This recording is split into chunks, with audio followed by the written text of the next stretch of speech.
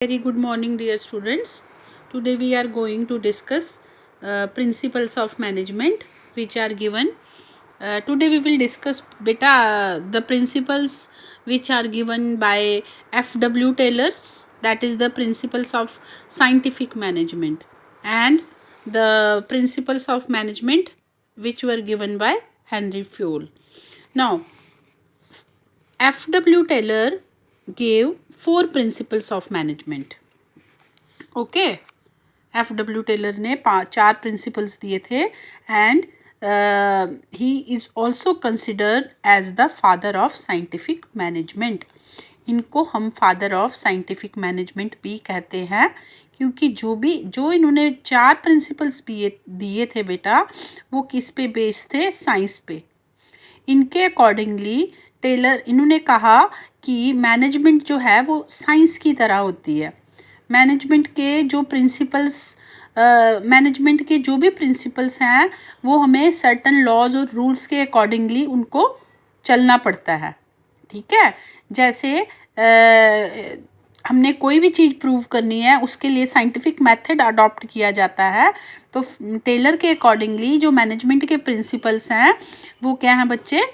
वो भी हमें we have to follow certain rules and laws for the principles. ठीक है, and through his principles of scientific management he prescribed how the managers and workers can improve their efficiency. और उन्होंने अपनी जो 4 principles दिए उनके बेसिस पे उन्होंने बताया कि कैसे मैनेजर्स और वर्कर्स जो हैं इन 4 प्रिंसिपल्स को फॉलो करके अपनी एफिशिएंसी को बढ़ा सकते हैं. अब ये क्या 4 प्रिंसिपल्स थे बच्चे? सबसे पहले प्रिंसिपल था, उन्होंने कहा था कि जो पुराना मेथड है, the old rule of thumb, उसको रिप्लेस करके अब हमें साइंटिफिक मेथड अडॉप्ट करने चाहिए.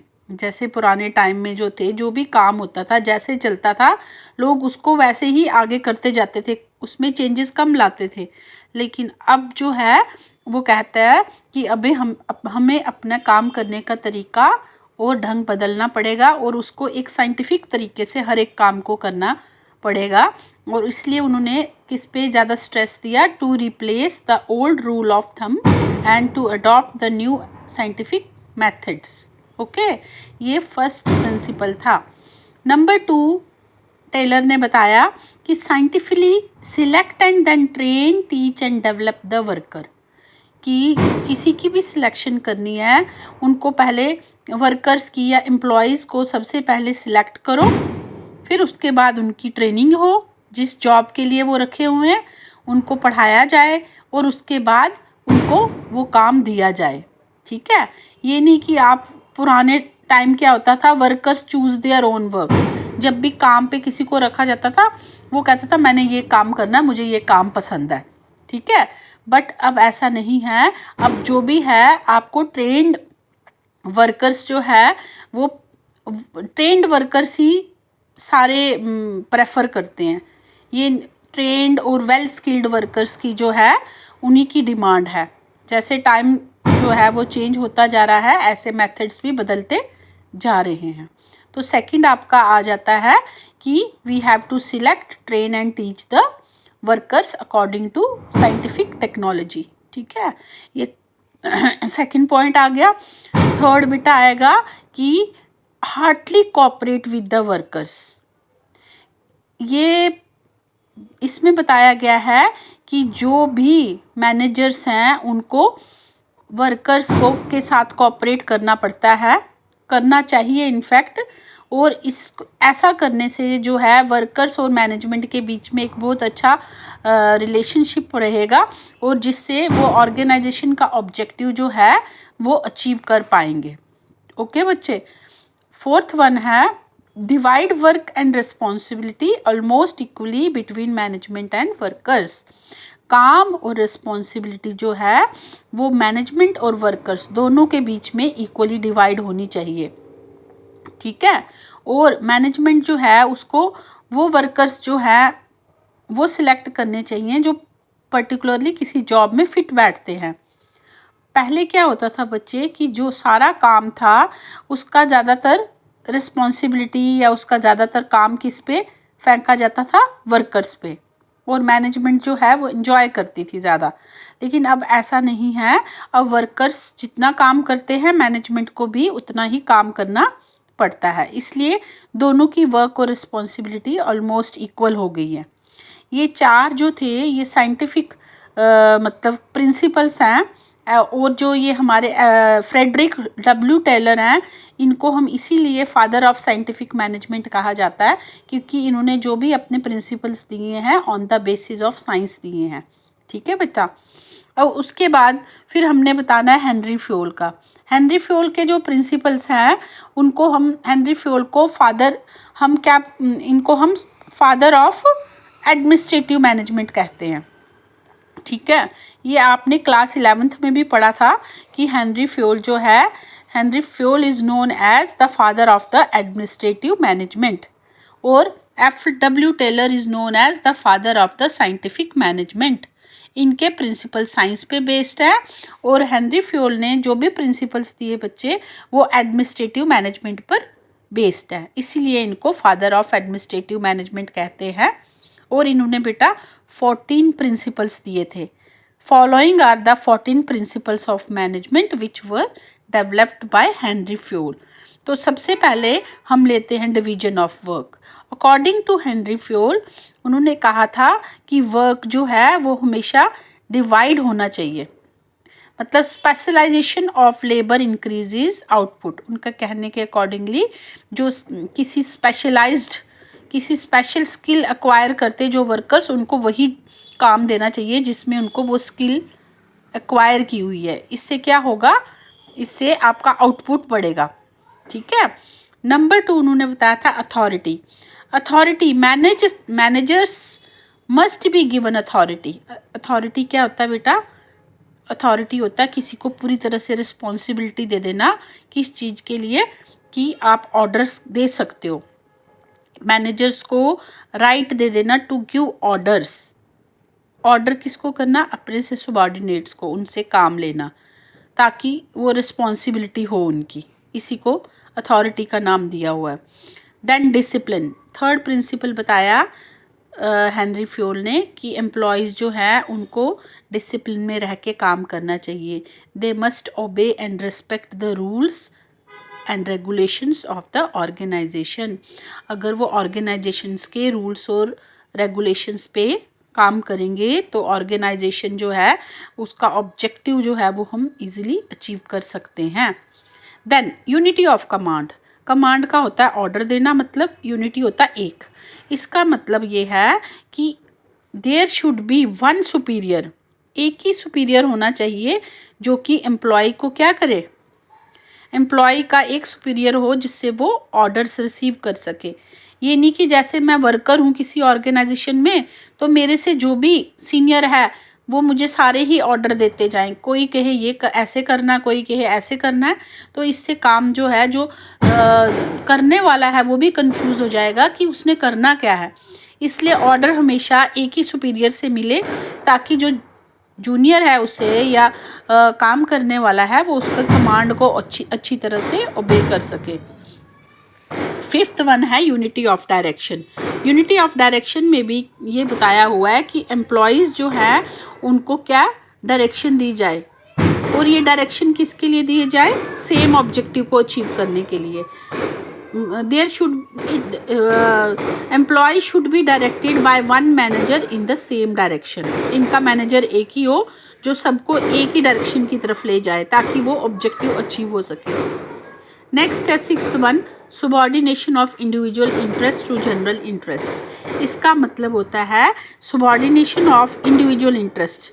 जो भी एम्प्लॉयज़ हैं ऑर्गेनाइजेशन के, उनको अपना फ़ायदे के बारे में नहीं सोचना है। इंडिविजुअल इंटरेस्ट होता है पर्सनल इंटरेस्ट।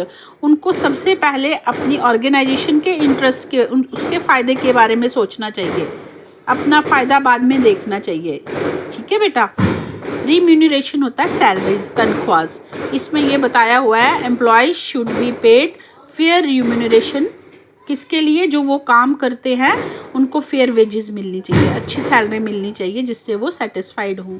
अगर सैलरी अच्छी होगी बच्चे तो वर्कर्स जो हैं वो खुशी खुशी अपना काम करेंगे और उनके मन में कोई ग्रजेस भी नहीं रहेंगे कि हमें कम तनख्वाह मिलती है, हम काम नहीं करेंगे, हमें जितनी तनख्वाह मिलती है हम उसके अकॉर्डिंगली करेंगे। तो ये रिम्यूनरेशन ऑफ वेजेस होता है, to pay fair wages for the services which are rendered by the employees. ठीक है। सेंट्रलाइजेशन, देखो सेंट्रलाइजेशन और डिसेंट्रलाइजेशन का सबसे पहले मतलब पता होना चाहिए। सेंट्रलाइजेशन ऑफ अथॉरिटी का मतलब होता है बच्चे, जब डिसीजन मेकिंग पावर जो होती है वो किसके पास होती है? वो टॉप मैनेजमेंट के पास होती है। मतलब जो आपसे सुपीरियर है या मैनेजमेंट के टॉप मेंबर्स हैं वही डिसीजन ले सकते हैं, और जो एम्प्लॉयज़ हैं या वर्कर्स हैं उनको इसमें शामिल नहीं किया जाता है। ठीक है। और इसके ऑपोजिट अगर हम देखते हैं डिसेंट्रलाइजेशन में जो भी डिसीजन लेना होता है उसमें एम्प्लॉयज़ और वर्कर्स को भी शामिल किया जाता है, उनकी इन्वॉल्वमेंट भी होती है। इसलिए कहते हैं कि एक प्रॉपर प्रोपोर्शन होनी चाहिए किसमें? एम्प्लॉयज़ को भी डिसीजन मेकिंग एक्टिविटी में क्या करना चाहिए? शामिल करना चाहिए। सिर्फ मैनेजमेंट से ही सब कुछ नहीं पूछना चाहिए, ताकि एम्प्लॉयज़ भी खुश रहें, उनको लगे कि हमारा भी क्या है, हमारा भी कुछ रोल है। ठीक है बेटा। स्केलर चेन, अब स्केलर चेन का मतलब होता है जो कम्युनिकेशन, मतलब कि जैसे बॉस है जो सबसे नंबर 1 पे टॉप मैनेजमेंट है, वो मिडल मैनेजमेंट को कोई काम देता है, फिर मिडल मैनेजमेंट है वो उससे लोअर मैनेजमेंट को, ठीक है, या सबसे पहले बॉस आ गया, सेकंड इंचार्ज, फिर उसके बाद लोअर, ऐसे स्केलर चेन होती है। ऊपर से नीचे तक आना, ऊपर से ऑर्डर आना और नीचे फॉलो करते जाना। ठीक है। ये स्केलर चेन जो है ये फॉलो होनी चाहिए हर ऑर्गेनाइजेशन में। ओके। ऑर्डर का मतलब होता है both people and material should be in the right place at the right time. Order का मतलब ये नहीं है किसी को ऑर्डर देना, ऑर्डर का मतलब है एक प्रॉपर रिदम, कि हर एक चीज़ और हर एक मटेरियल अपनी अपनी जगह पर हो, एक प्रॉपर ऑर्डर में हो, राइट प्लेस पर हो और राइट टाइम पर हो। ठीक है बच्चे, ये वो ऑर्डर है। उसके बाद हम इक्विटी लेते हैं। Equity means managers should be fair and kind to their subordinates, कि जो मैनेजर्स हैं उन्होंने अपने से नीचे जो होते हैं सबॉर्डिनेट्स हैं उनके साथ अच्छी तरह बिहेव करना चाहिए, उन्हें इक्वल समझना है, अपने बराबर समझना है, उनके साथ फेयर होना है, काइंड होना चाहिए, तभी ऑर्गेनाइजेशन जो है वो क्या करती है, अपना ऑब्जेक्टिव अचीव कर सकती है। नहीं तो आप आपस में लड़ाई होती रहेगी वर्कर्स और मैनेजमेंट के बीच में, तो वहाँ फ़ायदा क्या होगा बच्चे? इक्विटी होता है इक्वल समझना। ठीक है। 12th है stability of tenure of personal. अब पर्सनल मतलब जो भी वहाँ पर स्टाफ मेंबर है या जिसको भी काम पे रखा हुआ है उसकी टेन्योर का भी देखना है। मैनेजमेंट को ये चीज़ देखनी है कि प्लान करना है पहले से, कि अगर किसी की कोई रिटायर हो रहा है फॉर एग्जांपल, तो उसकी रिटायरमेंट के बाद उसकी जगह को रिप्लेस करने के लिए कोई दूसरा आ जाए टाइम पे। ठीक है। उसके अकॉर्डिंगली वैकेंसीज भी क्रिएट करनी चाहिए और सूटेबल पर्सनल भी वहाँ पर रखने चाहिए, ताकि स्टाफ जो है उसकी शॉर्टेज नहीं हो। ठीक है बेटा। इनिशिएटिव होता है एम्प्लॉयज़ को हमेशा एनकरेज करना चाहिए, बढ़ावा देना चाहिए, किसके लिए? ताकि वो प्लान प्रिपेयर कर सके और नए नए दिमाग में अपने कोई इनिशिएटिव लेके आए, अच्छे आइडियाज़ लेके आए, जिससे बिज़नेस जो है वो अच्छा चले, ऑर्गेनाइजेशन को भी फ़ायदा हो। ठीक है। और लास्ट है एस्पिरिट डी कॉप्स, इसका मतलब होता है टीम स्पिरिट को बढ़ावा देना। प्रमोटिंग टीम स्पिरिट मतलब मिलजुल के ही काम होता है, अकेले काम नहीं होता, एक टीम बना के काम करना है। अगर एक टीम बना के काम करोगे तो क्या होगा, ऑर्गेनाइजेशन में प्यार रहेगा, यूनिटी रहेगी और ऑर्गेनाइजेशन टाइम पे अपना ऑब्जेक्टिव अचीव कर पाएगा। और अगर ऑर्गेनाइजेशन और वर्कर्स या मैनेजमेंट या वर्कर्स के बीच में लड़ाई झगड़े रहेंगे, आपस में तालमेल नहीं होगा, तो इससे क्या होगा, काम अच्छी तरह से नहीं चलेगा और क्या होगा बच्चे, ऑर्गेनाइजेशन को अपना ऑब्जेक्टिव अचीव करने में प्रॉब्लम होगी। तो ये 14 प्रिंसिपल्स थे, हेनरी फ्योल ने दिए थे। तो ये आपने FW टेलर के 4 प्रिंसिपल्स साइंटिफिक मैनेजमेंट के और हेनरी फ्योल के ये 14। बेटा ये अच्छी तरह से लर्न करने हैं, ठीक है बच्चे। ओके बच्चे, थैंक यू।